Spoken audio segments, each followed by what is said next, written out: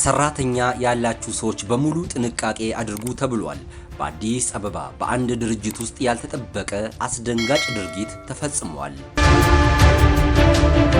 ባበላን እጃችን ተነከስን። በክስተቱ ልባችን ተሰብሯል። የቴክኒክ ባለሙያና የጥበቃ ሰራተኛ ሆኖ ሲሰራ የነበረው ግለሰብ ጉድ አደረገን። ጠንካራና ታማኝ ሰራተኛ የነበረ ቢሆንም ኃላፊነቱን ወደ ጎን በመተው በማይገባ ቦታ ላይ አግኝተነዋል። ድርጊቱ ሁላችንንም ያስደነገጠ ነበር። ይህን ያሉት የኢድ አሊፍ ኢንጂነሪንግ ኃላፊነቱ የተወሰነ የግል ማህበር ኃላፊዎች ናቸው። ሰራተኛ ያላችሁ አስፈላጊውን ክትትል በማድረግ ሊፈጸምባችሁ ከሚችል ወንጀል ራሳችሁን ጠብቁ ሲል ፖሊስ አሳስቧል።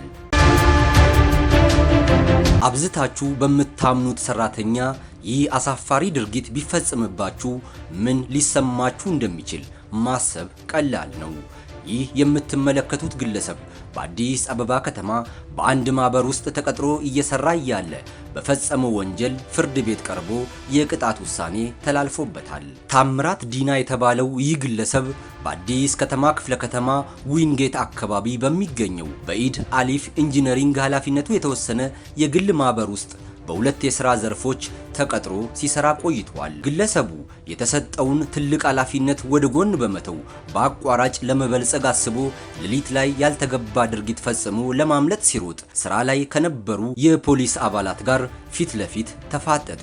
ክስተቱ እጅግ በጣም የሚያሳዝንና አስደንጋጭ ነበር። ተከሳሽ ታምራት ዳና ደምሴ የተባለው የድርጅቱ የቴክኒክ ሰራተኛ ሲሆን በተጨማሪም ደግሞ የጥበቃ ስራ ደርቦ እንዲሰራ ኃላፊነት ተሰጥቶት እያለ ይህንን ኃላፊነቱን ወደ ጎን በመተው የቴክኒክ ሙያውን በመጠቀም ሰዎች መተኛታቸውን ካረጋገጠ በኋላ ኮላ ማሽን ገና ስራ ያልጀመረ አዲስ ነው፣ እዛ ገብቶ ተተክሎ ተቀምጧል። ከዛ ላይ አንደኛ የኬሚካል ፓምፕ ሁለት ናቸው፣ የዋጋ ግምታቸው 200 ሺህ ብር የሚገመት።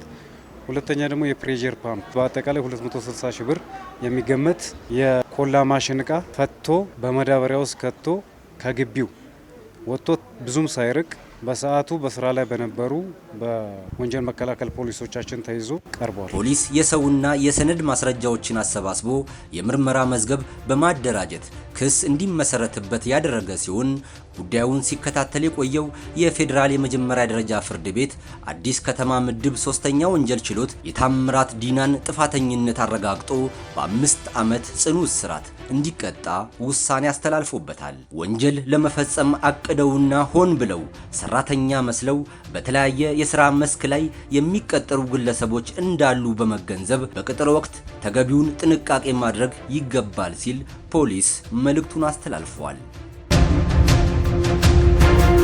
ተመልካቾቻችን ለአሁኑ ወደ እናንተ ያደረስነው መረጃችን ይህን ይመስል ነበር። አብራችሁን ስለነበራችሁ እናመሰግናለን። በቀጣይ አዳዲስና ለህይወቱ አስፈላጊ የሆኑ የጥንቃቄ መልእክቶች እንዲደርሳችሁ ዛሬውኑ ቻናላችንን ሰብስክራይብ በማድረግ የሚዲያችን ቤተሰብ ይሁኑ። ይህ ዴይ ቱ ዴይ ኢትዮጵያ ነው።